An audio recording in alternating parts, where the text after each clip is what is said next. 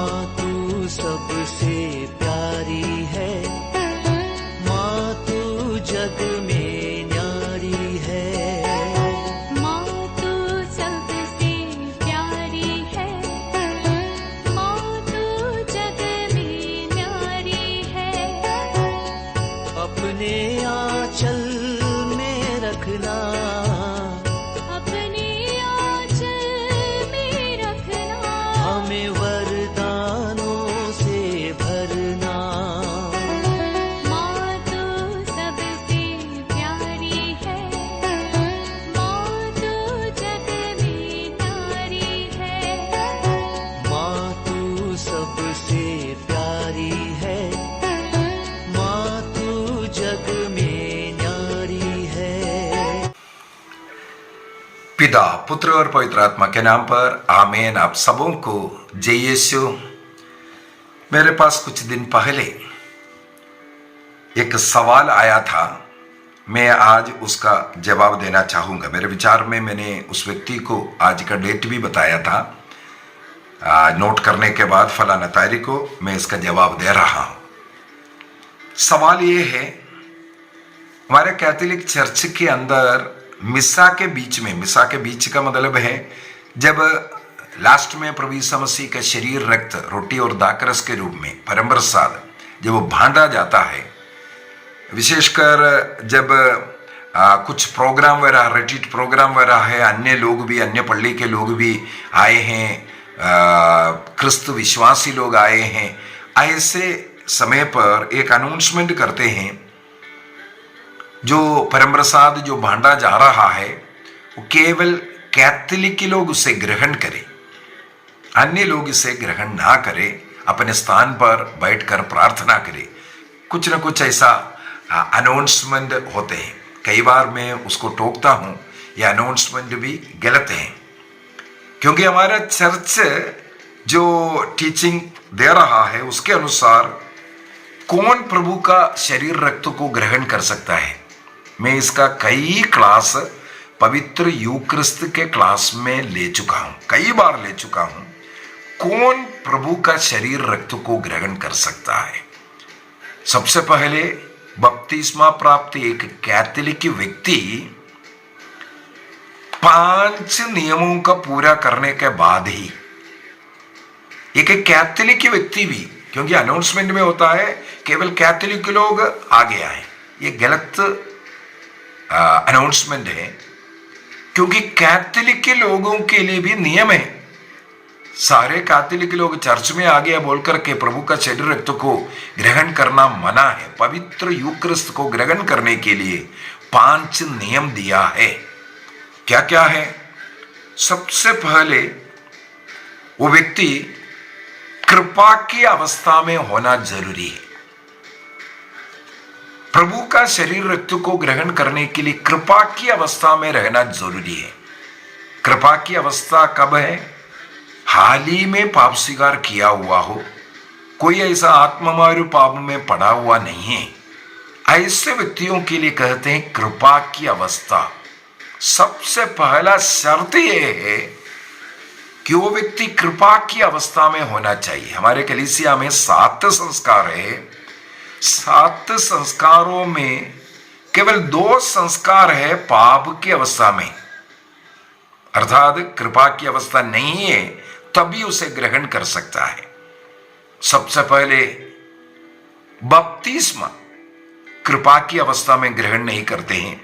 बपतिस्मा ग्रहण करने के बाद हम कृपा की अवस्था में आते हैं, अर्थात पाप की अवस्था में बपतिस्मा ग्रहण कर सकता है।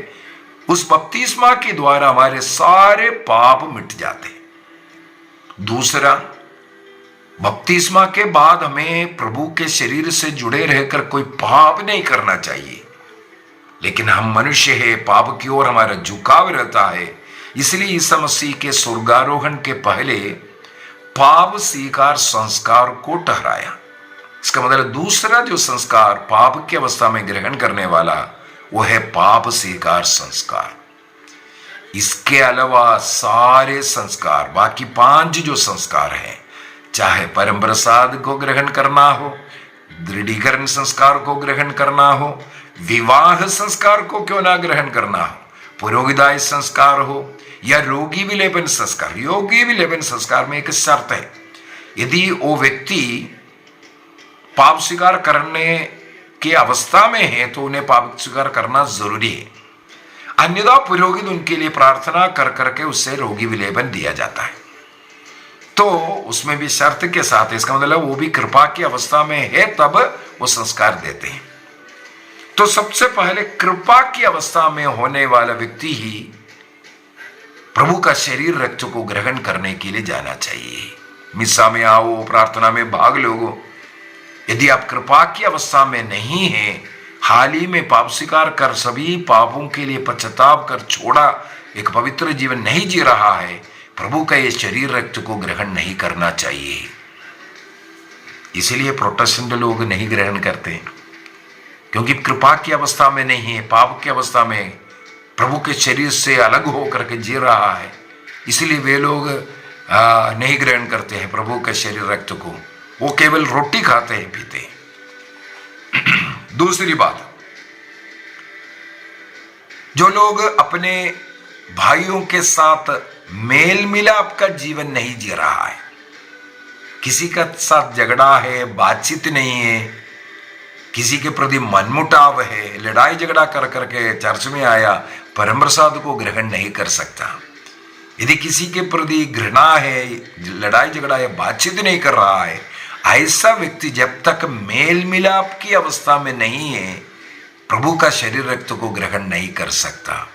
इसलिए प्रभु ने कहा है मत्ती का सुसमाचार 5:23 में, जब तुम वेदी पर बलि अर्पित करने के लिए जा रहा है, तब तुम्हें याद आए किसी को तुमसे कोई शिकायत है तो उस भेंट को वहां छोड़ दो, सबसे पहले जाकर के भाई से मेल कराओ, इसके बाद आकर के इसे ग्रहण करना। इसका मतलब मेल मिलाप की अवस्था में ही केवल प्रभु का शरीर रक्त को ग्रहण कर सकता है, कृपा में होना जरूरी है। तीसरा शर्त यह है, कम से कम 1 घंटे का उपवास कर करके जाना चाहिए मिस्सा बलिदान शुरू होने के पहले, क्योंकि इसको ग्रहण कर रहा है मिस्सा बलिदान में, वो एक संस्कार है, एक ही संस्कार। मिस्सा बलिदान जो शुरू हो रहा है उसी के अंदर हम लोग इसको ग्रहण कर रहा है। इसलिए मिस्सा बलिदान शुरू होने के पूर्व में 1 घंटे का उपवास कर करके मिस्सा के लिए जाना है। हाँ, मिस्सा बलिदान के बाहर यदि आप इसे ग्रहण कर रहा है तो 1 घंटा ग्रहण करने के पूर्व में आपको उपवास करना है। जब मिस्सा बलिदान के अंदर इसको ग्रहण कर रहा है, मिस्सा बलिदान के पूर्व में 1 घंटा आप उपवास करना है, कम से कम 1 घंटा। चौथा नियम है, शालीन वस्त्र धारण कर करके जाना है, साफ सुथरा, नग्नता को ढकने वाला, एवं उस वस्त्र धारण में एक शालीनता होना चाहिए। पार्टी में जाने वाला, फैशन दिखाने वाला फैशन परेड चर्च में नहीं होना चाहिए। इसलिए शालीन वस्त्र धारण के ऊपर नियम बनाया हुआ है। 5वां, कलीसिया द्वारा कोई रोक टोक जिन्हें है वे लोग इसे ग्रहण नहीं कर सकता। अभी कलीसिया द्वारा रोक टोक किस किस को है? यदि आपका विवाह कलीसिया के नियम के अनुसार नहीं हुआ, रोक टोक है। अन्य यदि कोई आत्ममारू पाप या चर्च के खिलाफ, प्रभु के खिलाफ कुछ ऐसी बातें करते हैं, तब आपको रोक टोक है। और यदि आप बपतिस्मा ग्रहण कर कैथोलिक चर्च का सदस्य नहीं है, उसमें एक एक्सेप्शन है, तो आपको रोक टोक है।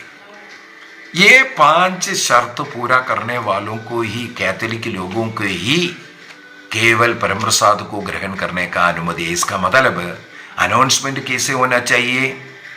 जो अपने को तैयार किया हुआ है परम प्रसाद को, प्रभु के शरीर रक्त को ग्रहण करने के लिए, ऐसे योग्य व्यक्ति आकर के इसे ग्रहण करना है। इसका मतलब कैथोलिक लोग जो अपने को तैयार किया है, योग्य है, तभी आकर के इसे ग्रहण करना है। ये अनाउंसमेंट करना जरूरी है। दूसरी बात, यदि कैथोलिक नहीं है क्या अन्य चर्च के लोग इसे ग्रहण नहीं कर सकता?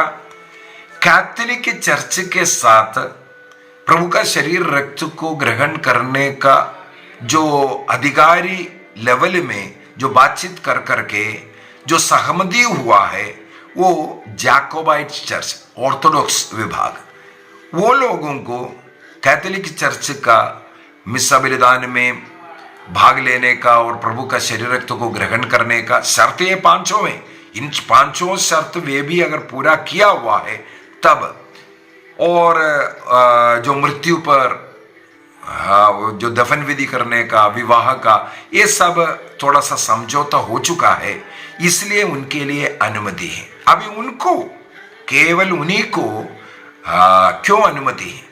क्योंकि जैकोबाइट जो ऑर्थोडॉक्स चर्च जो होता है वो प्रभु का शरीर रक्त को, रोटी और दाखरस प्रभु का शरीर रक्त है, ये विश्वास करने वाला कलीसिया है। अन्य कोई भी जो चर्च, प्रोटेस्टेंट चर्च या पेंटेकोस्टल चर्च, ये विश्वास नहीं करता है कि उस रोटी और दाखरस प्रभु का शरीर और रक्त है। कैथोलिक चर्च का शिक्षा बाइबल के शिक्षा है। उस बाइबल के अनुसार विश्वास करने वाले ऑर्थोडॉक्स चर्च और जैकोबाइट चर्च को इसलिए अनुमति मिला है क्योंकि वे लोग इसे प्रभु का शरीर रक्त में ही ग्रहण करते हैं। अन्य कोई भी व्यक्ति इसे प्रभु का शरीर रक्त के रूप में ग्रहण नहीं करता, इसलिए उनको देना मना है। अब ये नियम कहां से हैं? यदि आप लोग यूथ कैटेकिज्म पढ़ेंगे, उसका 220 से लेकर के 222 तक, एवं कैनल लो, रोमन कैनल जो संहिता है उसका 919 में, और उसी प्रकार कैथोलिक कलीसिया का धर्म शिक्षा ग्रंथ 1385 से लेकर के 89 तक, और कुरिन्थियों का पहला पत्र अध्याय 11 वाक्य 26 से 31 तक, एवं कुरिन्थियों का पहला पत्र अध्याय 10 में हम लोग वाक्य 16 में भी ये पढ़ सकते हैं। तो बाइबल के अनुसार ये प्रभु यीशु मसीह का शरीर और रक्त है। जो व्यक्ति वो विश्वास करते हैं, हमें जो ग्रहण करने वाला है, मैं प्रभु को ग्रहण करता हूं, केवल उन्हीं को उसको ग्रहण करने का अनुमति कलीसिया देते हैं। मैं थोड़ा सा योहन का सुसमाचार अध्याय 6 का वाक्य 51 से 58 तक कुछ बातों को मैं थोड़ा सा पढ़ करके सुनाता। सबसे पहले 51 में लिखा है, स्वर्ग से उतरी हुई जीवंत रोटी मैं हूं। प्रभु यीशु मसीह साक्ष्य देता है, यदि कोई ये रोटी खाएगा वह सदा जीवित रहेगा। जो रोटी मैं दूंगा संसार के जीवन के लिए अर्पित मेरा मांस है। प्रभु यीशु मसीह ने साफ साफ सिखाया। अभी आगे बढ़ते हैं। यदि तुम मानव पुत्र का मांस नहीं खाओगे और रक्त नहीं पियोगे तो तुम्हें जीवन प्राप्त नहीं होगा। जो मेरा मांस खाता और मेरा रक्त पीता है उसे अनंत जीवन प्राप्त है। बाइबल में ईसा मसीह ने सिखाया हुआ बात है।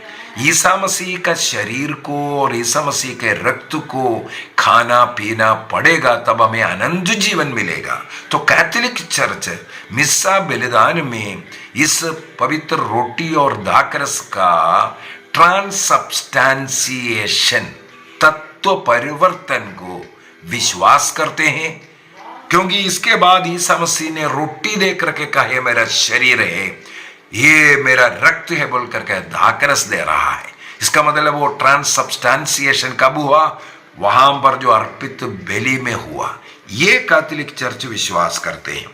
और आगे प्रभु का वचन कहते हैं, क्योंकि मेरा मांस सच्चा भोजन है, मेरा रक्त सच्चा पेय है। ये रोटी सच्चा मांस भोजन है या ये दाखरस सच्चा पेय है कर करके नहीं। वाक्य 56 में फिर से जाते हैं, वहां पर लिखा है, जो मेरा मांस खाता और मेरा रक्त पीता। मांस और रक्त जो लोग इसमें विश्वास करता है उनको ग्रहण करने का अनुमति दे रहा है, केवल योग्य रीति से, वो भी बाइबल के अनुसार है। आगे देखते हैं, उसी तरह जो मुझे खाता है उसको मुझसे जीवन मिलेगा। क्या है? जो मुझे खाता है, इसका मतलब हम लोग पवित्र प्रसाद के द्वारा प्रभु ईसा मसीह को खा रहा है, पूर्ण रूप से मसीह को ग्रहण कर रहा है। इसलिए हम प्रभु से संयुक्त होकर के जीवन बिता करके आनंद जीवन में प्रवेश करता है। इसका मतलब एक व्यक्ति को मुक्ति प्राप्त करना है तो प्रभु का शरीर और रक्त को ग्रहण करना, प्रभु को ग्रहण करना आवश्यक है। अभी कुरिन्थियों के पत्र में जाते हैं। कुरिन्थियों को लिखते हुए संत पौलुस सबसे पहले अध्याय 10 का वाक्य 16 में जाते हैं। वहां पर संत पौलुस लिखते हुए कहते हैं, क्या आशीष का प्याला जिस पर हम आशीष की प्रार्थना पढ़ते हैं हमें मसीह का रक्त का सहभागी नहीं बनाएगा? देखो, आशीष की प्याला जो ग्रहण कर रहा है वो प्रभु यीशु मसीह का रक्त का सहभागी बनाता है। इसके बाद क्या कहते हैं, क्या वह रोटी जिसे हम तोड़ते हैं हमें मसीह के शरीर का सहभागी नहीं बनाती? क्या ईसा मसीह का शरीर और रक्त का सहभागी उस रोटी और दाखरस को ग्रहण करते हुए हम लोग पाते हैं? रोटी तो एक ही है, अनेक होने पर भी एक है, क्योंकि हम सब एक ही रोटी से की सहभागी ईसा मसीह के साथ सहभागी बनने के लिए वो रोटी और दाखरस प्रभु का शरीर और रक्त का हमें सहभागी बनाता है, इसलिए उसे हम ग्रहण करते हैं। और अध्याय 11 के अंदर इस प्रभु भोज के विषय में संत पौलुस साफ साफ बताते हैं कि हमने किसी शिष्यों से ये बातें नहीं सुना है, बल्कि प्रभु ने मुझे बताया। प्रभु ने मुझे जो बताया, ईसा मसीह स्वयं डायरेक्ट संत पौलुस को जो बातें सिखाया उसको संत पौलुस यहाँ लिख रखा है। वाक्य 17 से आगे हम लोगों को ये पढ़ने के लिए मिलता है। वाक्य 23 में लिखा है, मैंने प्रभु से सुना और आप लोगों को भी यही बताया कि जिस रात प्रभु ईसा मसीह पकड़ाए गए, देखो मैंने प्रभु से सुना। गलातियों का पत्र दिया 1 वाक्य 11 और 12 में, गलातियन चैप्टर 1 वर्स 11 एंड 12 के अंदर हम लोग पढ़ते हैं। गलातियों को लिखते हुए संत पौलुस कहते हैं, मैंने किसी शिष्यों से, किसी व्यक्ति से, किसी मनुष्य से नहीं सुना, बल्कि मैंने ये सारी बातें जो लिख रहा हूं ईसा मसीह से सुना। तो ईसा मसीह से सुनने वाली वो बात वो लिख करके क्या बताता है, रोटी देकर के धन्यवाद दे के प्रार्थना पढ़ने के बाद, तोड़ने के बाद बोला, यह मेरा शरीर है। मत्ती का सुसमाचार, मार्कुस का सुसमाचार, लूकस का सुसमाचार, सब में इस प्रभु भोज के विषय में जो लिखा है पवित्र यूक्रिस्ट की स्थापना का, वहां पर भी यही लिखा हुआ मिलेगा।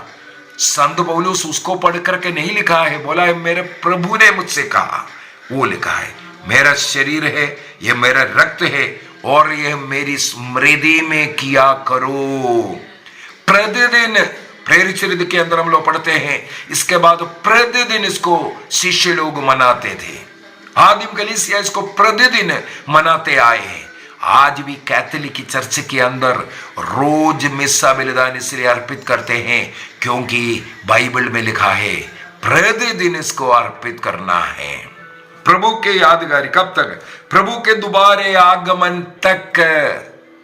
प्रभु को याद करने के लिए, उनके मृत्यु, उनके क्रूस पीठा, उनके जी उठना, उनके स्वर्गारोहण, ये घटनाओं को स्मृति करने के लिए, याद करने के लिए इस प्रभु भोज को मनाओ और उसके अंदर प्रभु का शरीर और रक्त को ग्रहण करो।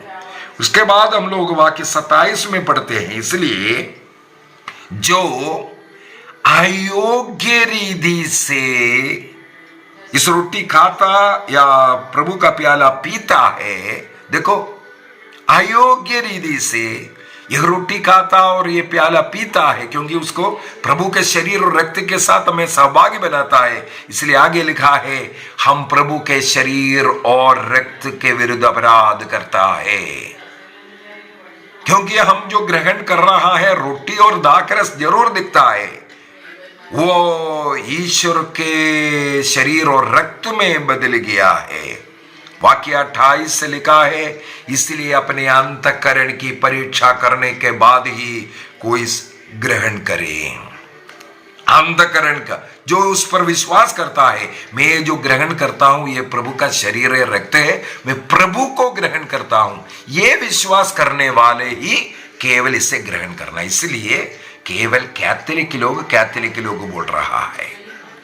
और साथ ही साथ आगे क्या है, जो लोग इस प्रकार नहीं, मैं इधर चर्च में आया तो मैं ग्रहण करूंगा, प्रसाद समझ करके जो उसे ग्रहण कर रहा है, उसके विषय में क्या लिखा है? वाक्य 30, यही कारण है कि आप में बहुत से लोग रोगी है और दुर्बल है और कुछ लोग मर गए हैं। इसलिए अपने अंतःकरण की परीक्षा करने के बाद इन 5 बातों को आप पूरा करता है कि नहीं? क्या आप कृपा की अवस्था में हैं? क्या आप 1 घंटे का उपवास करके आया है? क्या आप योग्य वस्त्र धारण किया है? क्या आप सबों के साथ मेल मिलाप में हैं? क्या कलीसिया के द्वारा मेरे लिए कोई रोक टोक है? तो इसे मत ग्रहण कीजिए, वो आपका रोगी बनने का, कमजोर बनाने का, आपका मृत्यु का कारण बन सकता है। यूहन्ना का सुसमाचार अध्याय 13 के अंदर इस घटना को लिख करके रखा है। ईसा मसीह अंतिम ब्यारी के समय पर वहां पर क्या हुआ, प्रभु ईसा मसीह रोटी और दाखरस आशीष की प्रार्थना पढ़ने के बाद सबसे पहले अपने बगल में बाएं साइड में बैठने वाला यूदस को उठा करके दे रहा है। वाक्य 27 को, जब प्रभु ईसा मसीह ने उसे रोटी को दाखरस में डुबोकर सिमोन इस्करियोती के पुत्र को यूदस को दी, यूदस ने उसे ले लिया और शैतान उसमें घुस गया। शैतान उसमें घुस करके उसको वहां से लेकर के जाते हैं। संसार की ज्योति प्रभु ईसा मसीह से उसे अंधकार में लेकर के गया करके आगे लिख रहा है। वह बाहर चला गया, वहां उस समय पर रात हो चली थी, अंधकार था करके। वो उनको फिर आदमी हम लोग देखते हैं खुदकुशी किया, फांसी लगाया, मृत्यु का कारण बना। क्या कारण है? अयोग्य रीति से इसे ग्रहण किया। कहां लिखा है यूदस अयोग्य था? वाक्य 2 में लिखा है। वाक्य 2 में लिखा है, शैतान ने ब्यारी के समय तक सिमोन इस्करियोती के पुत्र के मन में ईसा को पकड़वाने का विचार उत्पन्न कर दिया। आज उससे पकड़वाना है। इस प्रकार का पाप विचार के साथ बैठने वाला प्रभु ने उसका पैर धोया, उसका मौका दिया, लेकिन वो अपने को सुधारने के लिए तैयार नहीं किया। इस कारण आगे चल करके हम लोग देखते हैं उसका मृत्यु का कारण परम प्रसाद है। केवल इतना ही नहीं, पुराने विधान में भी मैंने कई बार बोल चुका है, सिखा चुका है, पुराने विधान में जो कुछ लिखा है ये नए विधान का एक छाया है। जो पुराने विधान की जो घटना है नए विधान में हम लोगों को देखना है। इसी प्रकार पवित्र रोटी, पवित्र बलि के विषय में ये सब जो कुछ पुराने विधान में लिखा है, नए विधान का ईसा मसीह का क्रूस बलि के साथ और जो परम प्रसाद के साथ वो जुड़ा हुआ है। ईसा मसीह के व्यक्तित्व को कई लोगों में, ईसा मसीह के विषय में कई लोगों में, कई जगहों पर हम लिखा हुआ और कई लोगों में हम देख सकता है। तो नए विधान से जुड़ा हुआ, ईसा मसीह के उस मुक्ति कार्य से जुड़ा हुआ अनेकों बातें पुराने विधान में लिखा हुआ, उसको हमें देखना है। निर्गमन ग्रंथ अध्याय 12 के अंदर हमें मालूम है पास्का भोज के विषय में जो नियम दिया है, वो पास्का भोज कौन ग्रहण कर सकता है, उसमें कौन शामिल हो सकता है, उस पास्का भोज में कौन शामिल हो सकता है। निर्गमन ग्रंथ अध्याय 12, एक्सोडस चैप्टर 12 वर्स 43 से लेकर के आगे 49 तक पढ़ते जाइए। वहां पर आपको मिलेगा केवल खतना किया हुआ यहूदी लोग उसमें भाग लेना है। यदि कोई विदेशी है, कोई बेखतरा लोग है, इसमें भाग नहीं ले सकता। ये साफ साफ नियम बनाया हुआ है। दूसरा, निर्गमन ग्रंथ अध्याय 16 के अंदर वाक्य 4 से लेकर के मरुभूमि में इस्राएलियों को भोजन नहीं था, भोजन के लिए मन्ना बरसा कर दिया। मन्ना अभी पवित्र यूक्रिस्ट का एक चिन्ह है। तो ये मन्ना भोजन के रूप में किसको दिया? केवल इस्राएली लोगों को दिया है, अन्य लोग उसे ग्रहण नहीं करता। अगर कोई अन्य लोग आकर के बटोर भी देगा, वो सड़ जाएगा, वो उनके लिए भोजन का योग्य नहीं है। केवल इस्राएली लोगों के लिए मन्ना प्रभु ने दिया।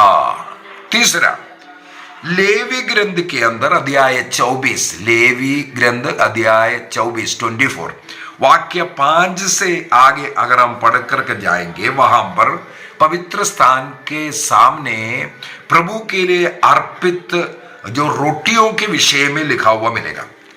वो परम पवित्र है करके मैं थोड़ा सा वहां जाकर के उसको पढ़ना चाहूंगा। लेवी ग्रंथ उसके अध्याय 24 वाक्य 5 से लेकर के, भेंट की जो रोटियां जो रखा जाता है, वो तुम 4-4 सेर मैदे की 12 रोटियां पकवा कर उसे 6-6 के 2 पंक्तियों में शुद्ध सोने के मेज पर प्रभु के सामने रखना। कैसे बनाना और कहाँ रखना, कैसे रखना, कौन से पात्र में रखना? देखो, शुद्ध सोने से मढ़े। यहां पर भी उसको क्या है, वो रोटी ऐसा साधारण रोटी नहीं है, वो पवित्र रोटी है, प्रभु के लिए अर्पित रोटी है। इसको दिखाने के लिए ये पवित्र शुद्ध सोना लिखा है। इसके बाद आगे, प्रत्येक पंक्ति के साथ शुद्ध लोबान रखना है। लोबान रोटी के प्रतीक बनकर होम बलि अर्पित करने के लिए, रोटी को बलि अर्पित नहीं करेंगे, लेकिन उस लोबान को प्रतीक बनकर, देखो रोटी का प्रतीक बन करके, ये रोटी वहां पर ईसा मसीह का प्रतीक बन करके है। ईसा मसीह का मिस्सा बलिदान, वो कलवारी बलिदान का एक प्रतीक वहां पर हम लोग देख रहा है। आगे वाक्य 8, प्रत्येक विश्राम दिवस पर इस्राएली लोगों को की ओर से प्रभु के सामने नई रोटियां रखी जाए। कैथोलिक चर्च के अंदर यही हर इतवार को करते हैं। पुराना जो रोटी रखा उसको डिस्ट्रीब्यूशन करते हैं, इसके बाद नया रोटी वहां पर रखा जाता है आराधना के लिए और रोगियों को देने के लिए। इमरजेंसी में किसी को देना पड़ता है, उसके लिए चर्च के अंदर, कैथोलिक चर्च के अंदर प्रभु को रखा जाता है। इसके बाद लिखा है चिरस्थायी आदेश है। आगे देखना, उन रोटियों पर हारून और उसके पुत्रों का अधिकार है। कौन इसे खा सकता है, ये नियम भी बना कर दिया है, क्योंकि वे परम पवित्र रोटी है। ये साधारण रोटी नहीं है, परम पवित्र रोटी और पवित्र जो शुद्ध सोने के बनाया हुआ मेज पर और पात्र पर उसको रखा जाता है। ये प्रभु के लिए अर्पित करने वाला ये जो रोटियां, इसका नियम जो है चिरस्थायी है करके। देखो यहाँ पर वो रोटी कौन ग्रहण कर सकता है, वहां पर रखा हुआ वो रोटियां केवल पुरोहित ग्रहण करने के विषय में वहां पर लिखा हुआ है। और यदि दूसरा इतिहास का अध्याय 30 वाक्य 18 से 20 तक, जो व्यक्ति उसे ग्रहण करना है वो पवित्र होना चाहिए, तभी उसे ग्रहण करने के विषय में हो। या लेवी ग्रंथ अध्याय 22 का वाक्य 10 से 16 तक, जो अनधिकारी व्यक्ति उसे कभी ग्रहण नहीं करना, ये शब्द लिखा अनधिकारी, जो अयोग्य व्यक्ति, जो जिसको ग्रहण नहीं करना चाहिए, वो उसे ग्रहण ना करे करके। उसी प्रकार लेवी ग्रंथ अध्याय 7 वाक्य 20 और 21 के अंदर लिखा हुआ है, अशुद्ध जो व्यक्ति है ये इसको ग्रहण नहीं करना चाहिए। और निर्गमन ग्रंथ अध्याय 29 वाक्य 33 में भी फिर से लिखा हुआ है, अनधिकारी उसे ग्रहण नहीं करना। देखो, जो बलि अर्पित करो मेमना का मांस, यदि कोई अनधिकारी जो जिनको अनुमति नहीं है, ऐसे व्यक्ति उसको ग्रहण करना मना है। साक्षात प्रभु ईसा मसीह का शरीर और रक्त, वहां पर जो मेमना केवल प्रतीक है, ईसा मसीह का प्रतीक, उस प्रतीक को बेकतरे लोग या पुरोहित जो खाना चाहिए केवल पुरोहित खाना है। और हमें मालूम है लेवी ग्रंथ अध्याय 7 के अंदर जो शांति बलि अर्पित करते हैं, अर्पित करने वाले व्यक्ति भी उसे ग्रहण करना है। यदि उसके लिए वो अयोग्य है, अशुद्ध है, अशुद्ध अवस्था में है, उससे ग्रहण ना करने के लिए नियम है। इसलिए नए विधान में भी यही नियम संत पौलुस ने और ईसा मसीह ने स्वयं इसको बताया, और कैथोलिक कलीसिया का धर्म शिक्षा ग्रंथ के अंदर भी ये नियम बता करके मना किया है। मेरे विचार में अभी आप लोगों को समझ में आया होगा कैथोलिक चर्च में क्यों अनाउंस करता है जो परम प्रसाद जो बांटा जाता है केवल योग्य कैथोलिक लोग ही उसे ग्रहण करने, उसे कृपा की अवस्था में उपवास करके आना जरूरी है। सबसे पहले उसमें विश्वास करना, मैं प्रभु को, यीशु को ग्रहण कर रहा हूं, उस रोटी दाकरस नहीं, ये कोई प्रसाद नहीं, बल्कि मैं प्रभु को ग्रहण कर रहा हूं, ये विश्वास करने वाला व्यक्ति और योग्य अवस्था में होना जरूरी है। सबों के साथ मेल मिलाप की अवस्था में लड़ाई झगड़ा कर करके किसी के साथ मनमुटा है, बातचीत नहीं, किसी के घर नहीं जाता, ऐसा है, ऐसा व्यक्ति उसको ग्रहण नहीं कर सकता। कलीसिया द्वारा रोक टोक वाला व्यक्ति इसे ग्रहण नहीं करना चाहिए। आइए हमें एक निर्णय करें, प्रभु का शरीर रक्त को हम केवल योग्य रीति से ग्रहण करेंगे। प्रभु उसके लिए हम सबों को आशीष दे, कृपा दे। पिता, पुत्र और पवित्र आत्मा के नाम पर आमीन। आप सबों को जय यीशु।